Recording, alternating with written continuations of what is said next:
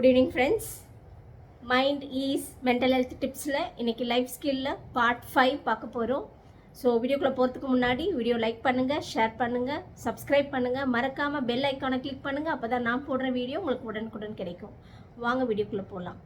So part 5 life ஸ்கில்லில் இன்றைக்கி என்ன பார்க்க போகிறோம் அப்படின்னு சொன்னால், ரொம்ப இம்பார்ட்டண்ட்டான ஒரு விஷயம், assertiveness skill and self control. சரிங்களா?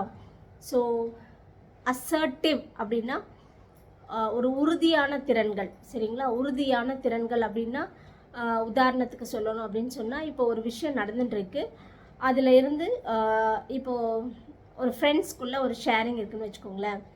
அந்த பேசிகிட்டு இருக்காங்க, ஒருத்தர் வந்து இல்லை இதை வந்து நம்ம இப்படி பண்ணலாம் அப்படி பண்ணலான்னு சொல்லிட்டு ஒரு எப்படியாச்சும் அதை ஃபொர்கோ பண்ணி பண்ணுறதுக்கு ஒரு ஐடியா கொடுக்குறாருன்னு வச்சுக்கோங்க. பட் ஒரு உண்மையாக நேர்மையாக பண்ணணும்னு நினைக்கிறவர் அதுக்கு ஒத்துழைக்கவே மாட்டார். ஏன்னா ஹீஸ் வெரி அசர்ட்டிவ். சரிங்களா? ஸோ அதில் அவர் பண்ணக்கூடிய விஷயங்கள் நேர்மையாக இருக்கணும், நியாயமாக இருக்கணும், மற்றவங்களுக்கும் பயனுள்ளதாக இருக்கும், தனக்கும் பயனுள்ளதாக இருக்கணுங்கிறதுல அந்த கோட்பாட்டிலேருந்து அவங்க மாறவே மாட்டாங்க. ஸோ அந்த மாதிரி உறுதியான திறமைகளை தான் வந்து நம்ம அசர்ட்டிவ் பிஹேவியர்னு சொல்கிறோம். ஸோ ரொம்ப இம்பார்ட்டண்ட்டான லைஃப் ஸ்கில்லில் வந்து அசர்ட்டிவ் எங்கெல்லாம் யூஸ் பண்ணணுமோ அந்த அசர்ட்டிவ் பிஹேவியர் நமக்கு கண்டிப்பாக இருக்கணுங்கிறத நம்ம ஞாபகம் வச்சுக்கணும். ஓகேங்களா? ரைட். இப்போ இந்த அசர்ட்டிவ் அப்படி இருக்க அந்த பிஹேவியர் எப்படியெல்லாம் நம்ம வந்து வெளிக்காட்டுறோம் அப்படிங்கிறத நம்ம பார்க்கலாம். இப்போ ஒரு சின்ன குழந்தைங்க இருக்காங்கன்னு வச்சுக்கோங்களேன், ஒரு 3-4 இயர்ஸ் குழந்தைங்க இருக்காங்கன்னு வச்சுக்கோங்க. ஒரு ஷாப்புக்கு போகிறாங்க. அந்த ஷாப்பில் வெரைட்டி ஆஃப் திங்ஸ் இருக்கும். ஆனால் அவங்க செலக்ட் பண்ணிவிட்டு எனக்கு இதுதான் வேணும் அப்படின்னும் போது நம்ம அது ஏன் வேணும், எதுக்கு வேணும்னு கேட்டால் அதுக்கான ரீசன்ஸை அவங்க இப்படி இருக்குது அப்படி இருக்குன்னு சொல்லுவாங்க. அந்த வயசுலேயே வந்து ரொம்ப அசர்ட்டிவாக எனக்கு இதுதான் வேணும் அப்படின்னு சொல்லி கேட்பாங்க. ஸோ இது ஒரு விதமான அசர்ட்டிவ் சின்ன பசங்கக்கிட்ட நம்ம பார்க்குறோம். சரி, இப்போ இந்த ஸ்கூல் கோயிங் பசங்க இருக்காங்கன்னு வச்சுக்கோங்க. இப்போ ஒரு அம்மா வந்து 2 பேரை கம்பேர் பண்ணுறாங்க, பெரியவளையும் சின்னவளையும் வச்சு கம்பேர் பண்ணுறாங்க, இல்லை பெரிய பையனும் சின்ன பையனும் கம்பேர் எப்படி வேணால் இருக்கலாம் இல்லையா? ஸோ கம்பேர் பண்ணும்போது அசர்ட்டிவாக அந்த குழந்தை என்ன சொல்லுன்னா, அம்மா எனக்கு வந்து நீ கம்பேர் பண்ணுறது பிடிக்கல, எனக்கு வந்து நானாக இருக்கணும்னு நினைக்கிறேன், நீ என்கிட்ட இருக்க பாசிட்டிவை பார்க்க மாட்டியாம்மா அப்படின்னு சொல்லி அது மைண்டில் எந்த ஒரு டிஸ்டர்பன்ஸும் இல்லாமல் அந்த குழந்தை நேரடியாக கேட்டு அவங்க அம்மா கிட்ட அதோடைய அதுக்குள்ளே அந்த ஸ்கில்லை வந்து வெளிக்காட்டுறது. சரிங்களா? ஸோ இதை வந்து நம்ம அக்செப்டபிளாக எடுத்துக்கலாம். ஏன்னா கம்பேர் பண்ணுறதுனால சம்டைம்ஸ் வந்து ஒரு அழுத்தம் கொடுக்கும் குழந்தைங்களுக்கு. ஸோ அந்த அசர்ட்டிவ் பிஹேவியர் அந்த குழந்தைகிட்ட இருந்துச்சுன்னா தைரியமாக அந்த குழந்தை வந்து வெளிக்காட்டும். இல்லைன்னா வச்சுக்கோங்களேன், மனசுக்குள்ளேயே வச்சு அது ஆழமாக நம்மளுக்கு யாருமே பிடிக்காது, அந்த மாதிரி ஒரு நெகட்டிவாக போகும். பட் அசர்ட்டிவாக இருக்கிறது அவங்களுடைய அந்த உறுதியாக இல்லை நான் இப்படி தான் இருப்பேன், நான் கரெக்டாக பண்ணுறேன், அப்போ என்னை ஏன் கம்பேர் பண்ணணும் அப்படிங்கிறத நேராக பேரண்ட்ஸ் கிட்ட அவங்க கேட்டு அவங்களுடைய உரிமைகளை அவங்க கரெக்டாக சஸ்டெயின் பண்ணிப்பாங்க.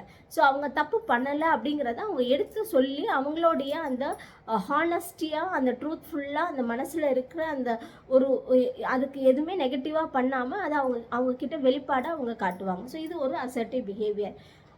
இன்னும் ஸ்கூலில் பசங்கள்லாம் பார்த்தீங்கன்னா சில கான்செப்ட் எல்லாம் புரியல அப்படின்னு சொன்னால் தைரியமாக எந்திரிச்சு அவங்க மிஸ்கிட்ட மேம் எனக்கு இது புரியல, எனக்கு இதை திரும்ப சொல்லுங்கள் அப்படின்னு கேட்குறாங்க.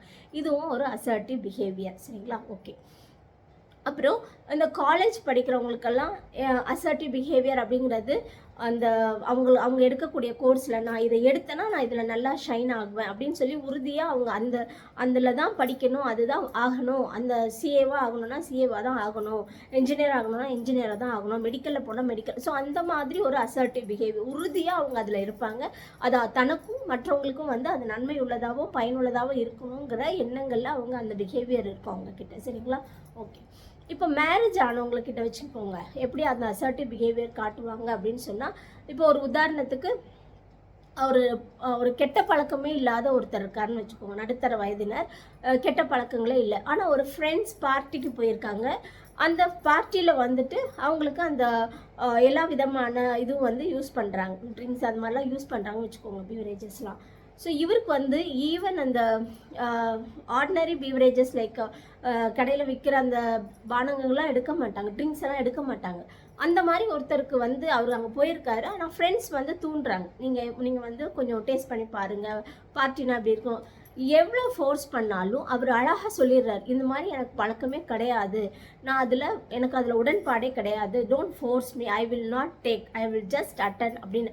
எவ்வளோ வேறு மாதிரியெல்லாம் நெகட்டிவாக அவரை வந்து எப்படியாச்சும் அந்த ஸ்ட்ரீம் லைனுக்குள்ளே கொண்டு வரணும்னு நினச்சா கூட அவரை மாற்றவே முடியாது அப்படின்னு சொல்லி ரொம்ப உறுதியாக இருக்கார். ஸோ இதுதான் அசர்ட்டிவ் பிஹேவியர். சரிங்களா? ஓகே.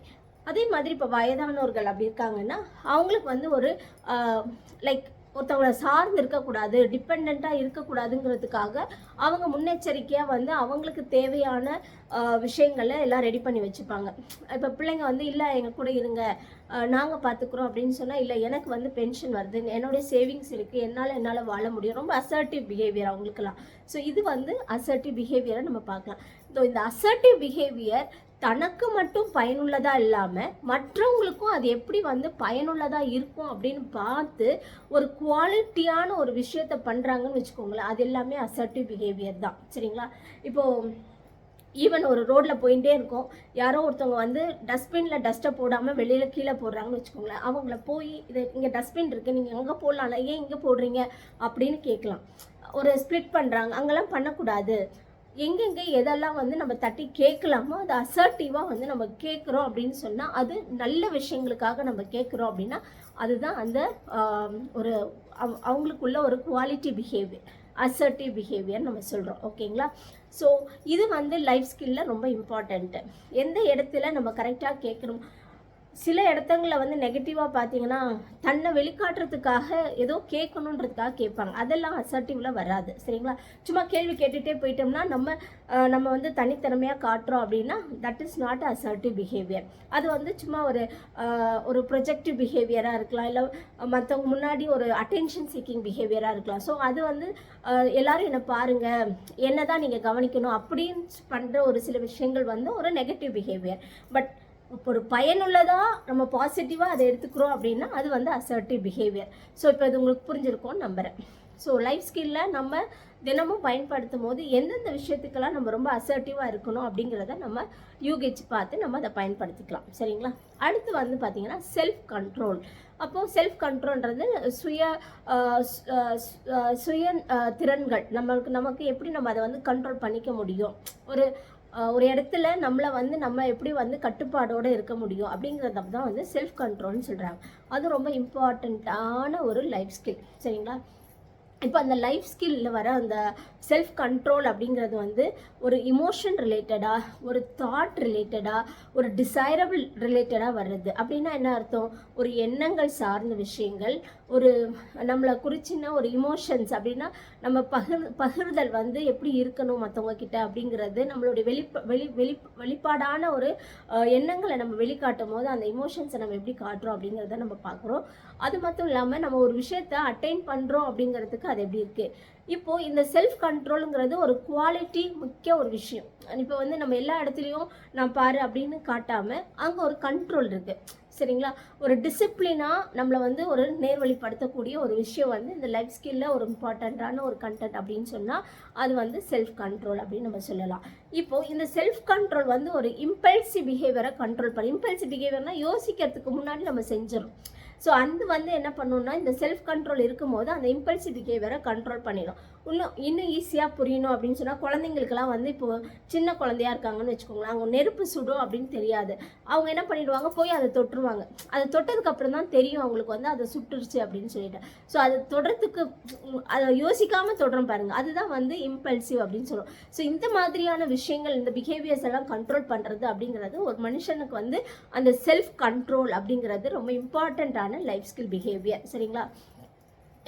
அது எப்படியெல்லாம் வந்து நம்ம கண்ட்ரோல் பண்ணிக்கலாம் அப்படின்னா, எந்த இடத்துல நம்ம இருக்கோம், யார் கூட இருக்கோம் அப்படிங்கிறதெல்லாம் பார்த்து அந்த இடத்துல நம்ம எப்படி பிஹேவ் பண்ணணும், நம்மளை வந்து அந்த அந்த பலதரப்பட்ட மக்களுக்கு இடையே இருக்கும்போது நம்மளை வந்து தாழ்த்திக்கவும் கூடாது, நம்மளை வந்து தேவையில்லாமல் உயர்த்திக்கவும் இல்லாமல், நம்ம எந்த இடத்துல நம்மளுடைய கோரிக்கைகளோ இல்லை நம்ம வந்து பேச வேண்டிய முக்கியமான விஷயங்களை எப்படி பகிரணும் அப்படிங்கிற விஷயங்களை வந்துட்டு இதெல்லாம் தெரியணும் அப்படின்னா நமக்கு அது ஒரு செல்ஃப் கண்ட்ரோல் தேவை அப்படிங்கிறதான் பார்க்குறோம். சரி, இப்போ இந்த செல்ஃப் கண்ட்ரோல் அப்படிங்கிறது குழந்தைங்களுக்கு வந்து இந்த டெம்பர் ட்ராண்ட்ரம்னு சொல்கிறோம். அப்படின்னா அடம் பிடிச்சி அந்த இதுலேயே கொண்டு போய் கடையில் படுத்து உருண்டு அழுவாங்க, அதுதான் நம்ம டெம்பர் ட்ராண்ட்ரம்னு சொல்கிறோம் இல்லைங்களா? ஸோ அடம் பிடிக்கிறது. அந்த இடத்தை எப்படி கண்ட்ரோல் பண்ணும் அப்படிங்கிறது அந்த குழந்தைங்களுக்கு நம்ம சொல்லிக் கொடுக்கும்போது அதை டைவர்ட் பண்ணி நம்ம கூட்டிகிட்டு போகும்போது அதுக்குள்ளே ஒரு கண்ட்ரோல், ஐயோ நம்ம கத்தக்கூடாது, அழக்கூடாது, எல்லாரும் நம்மளை பார்க்குறாங்க அப்படிங்கிற ஒரு செல்ஃப் டிசிப்ளின் அங்கே வந்துடும். சரிங்களா? அந்த குழந்தைங்களுக்கு அது நம்ம அதை ஒரு விதமாக நம்ம கண்ட்ரோல் பண்ணுறதுக்கு நம்ம சொல்லிக் கொடுக்குறோம். அதனால அவங்க அந்த பிள்ளைங்க வந்துட்டு இல்லை இங்கே இது வேண்டாம், நான் வாங்கி தரமாட்டேன் அப்படின்னு சொல்லும் போதே ஒரு கண்ட்ரோல் அந்த பிள்ளைங்கக்கிட்ட வந்துடும். So that is what is a self control. சரிங்களா?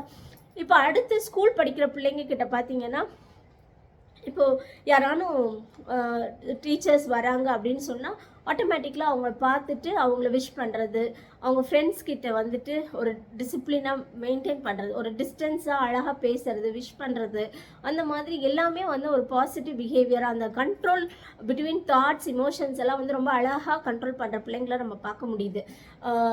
எந்த எந்த இடத்துல வந்துட்டு அவங்க வந்து அந்த தனக்கு முக்கியத்துவம் தராங்க. ஏன் நான் அந்த ஸ்கூலில் வந்து இந்த செல்ஃப் கண்ட்ரோல் பேசுகிறேன் அப்படின்னு சொன்னால், இங்கே வந்து ஒரு பாடி இமேஜ் டிஸ்டர்பன்சஸ் அதெல்லாம் வந்து க்ரியேட் ஆகக்கூடிய அந்த அடாலசன்ட் அந்த ஸ்கூல் ஃபேஸ் வளர வளர அப்படி வருது இல்லைங்களா?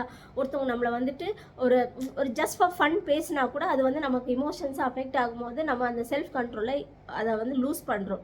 நீ எப்பவுமே இப்படி தான் அப்படின்னு சொல்லும் போது அது வந்து அவங்களுக்கு அது சாதாரணமாக இருக்கும், மற்றவங்களுக்கு அது சாதாரணமாக இருக்கும்.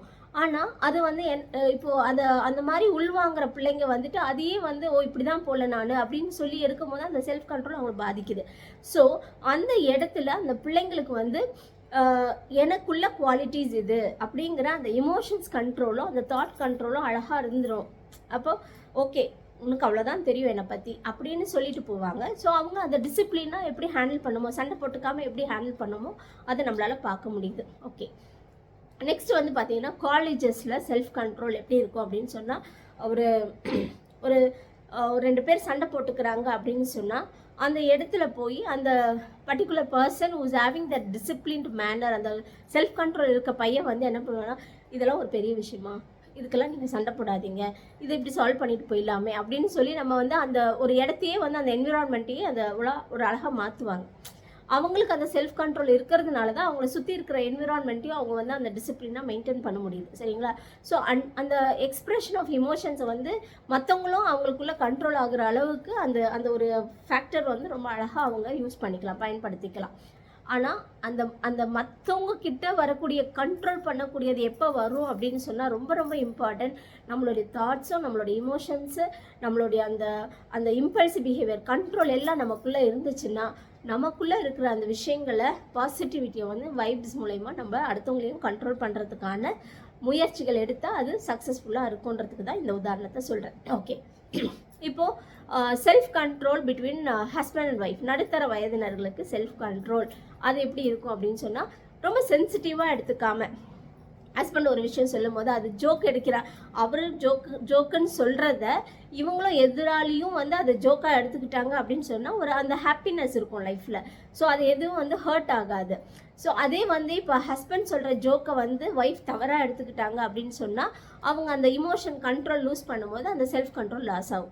இப்போ இதை பேலன்சிங்காக, ஏன்னா நம்ம ஒருத்தர் புரிதலில் வாழும்போது அவங்களுடைய என்ன அளவுக்கு அவங்க பேசுகிறாங்க, எந்த லிமிட்குள்ளே இருக்குது, it is not crossing that limit, அந்த எல்லைக்குள்ளே தான் அந்த பேச்சுவார்த்தை நடக்குதுன்னு போது அதை பெருசாக்காமல் அதை ஜாலியாக எடுத்துக்கும் போது அது எல்லாமே வந்து எதனால் வருது அப்படின்னா இந்த செல்ஃப் கண்ட்ரோல் மூலயமா தான் வருது. அவங்களுக்குள்ள அந்த பேலன்சிங் லைஃப் நல்லா இருக்கும். இல்லைன்னா நம்ம பொதுவாக பார்த்தீங்கன்னா ஹஸ்பண்ட் ஒன்று சொல்ல, ஒய்ஃப் ஒன்று சொல்ல, ஹஸ்பண்ட் ஒன்று சொல்ல, ஒய்ஃப் ஒன்று சொல்ல, அது வந்து ஒரு ரிலேஷன்ஷிப் வந்து பிரேக் ஆகும். இப்போ இந்த ரிலேஷன்ஷிப் நல்லா டெவலப் ஆகணும் அப்படின்னு சொன்னால் ஒவ்வொருத்தருக்கும் அந்த செல்ஃப் கண்ட்ரோல்குள்ளார அந்த இமேஜ் எதுவுமே டேமேஜ் ஆகாமல் அவங்களுக்குள்ள அதை ஒரு ஹெல்த்தியாக வச்சுருந்தாங்கன்னா கண்டிப்பாக அந்த வந்து செல்ஃப் கண்ட்ரோல் இருக்கிறதுனால அவங்க அந்த எந்த ஒரு டிஸ்டர்பன்ஸும் இல்லாமல் they can live a happy லைஃப்னு பார்க்கலாம். ஓகே, இப்போ இந்த செல்ஃப் கண்ட்ரோல் பிட்வீன் எல்டர்லி, அந்த முதியோர்களுக்குள்ள அந்த செல்ஃப் கண்ட்ரோல் பார்த்தீங்கன்னா அவங்க ரொட்டீன் லைஃபே ரொம்ப அழகாக வச்சுப்பாங்க. காலையில் எந்திரிக்கிறதுல இருந்து அவங்க நைட்டு திரும்ப பெட்டுக்கு போகிற வரைக்கும் பார்த்தீங்கன்னா அவங்க டைம் பார்க்காமலேயே வந்து அவங்க அந்த டைமில் அதை பண்ணுறாங்க அப்படின்னு சொல்லிட்டு it all depends upon the self control. இப்படி தான் இருக்கணும், நான் டிசிப்ளினாக இருக்கணும், நான் என் ஒர்க் இப்படி தான் பண்ணணும் அப்படிங்கிறதெல்லாம் பார்த்தீங்கன்னா அந்த எக்ஸ்பீரியன்ஸ் அவங்கக்கிட்ட இருக்க பார்த்தீங்கன்னா அந்த டைம் மேனேஜ்மெண்ட்டை கூட அந்த செல்ஃப் கண்ட்ரோல்குள்ளே அழகாக மர்ஜ் பண்ணக்கூடியவங்கள நிறைய பேரை நம்ம பார்க்கலாம். சரிங்களா? மார்னிங் வாக்கிங்காக இருக்கட்டும், மெடிடேட் பண்ணுறதா இருக்கட்டும், ஃப்ரெண்ட்ஸ் கிட்ட அசோசியேட் பண்ணிக்கிறதா இருக்கட்டும், அவங்க ஷேர் பண்ணிக்கிறதா இருக்கட்டும், கன்சர்னாக ஒருத்தவங்களை பார்த்துக்க இருக்கிறதா இருக்கட்டும், இது எல்லாமே வந்து அவங்களுக்குள்ள அந்த செல்ஃப் கண்ட்ரோல் இமேஜை வந்து ரொம்ப அழகாக டெவலப் பண்ணி கொடுத்துருக்கிறத நம்ம எல்டர்லி கிட்ட பார்க்கலாம். ஸோ லைஃப் ஸ்கில்லுக்கு இந்த மாதிரியான விஷயங்கள்லாம் ரொம்ப ரொம்ப இம்பார்ட்டன்ட். ஸோ அசர்ட்டிவாக இருக்கணும், செல்ஃப் கண்ட்ரோலாகவும் இருக்கணும் அப்படிங்கிறது very important in our day to day life activities. நன்றி.